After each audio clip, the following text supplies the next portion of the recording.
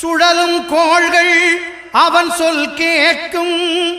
அவனை தொழுதால் போதும் நல்லதே நடக்கும். ஆனை முகனை தொழுதால் நவக்கிரகங்களும் மகிழும். நல்லதே நடக்கும், நல்லதே நடக்கும்.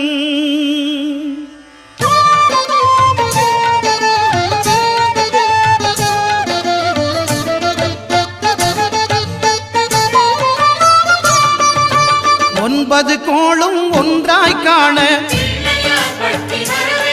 அங்கு கற்பகம் என்னும் கடவுளின் மெய்யில். ஒன்பது கோளும் ஒன்றாய் காண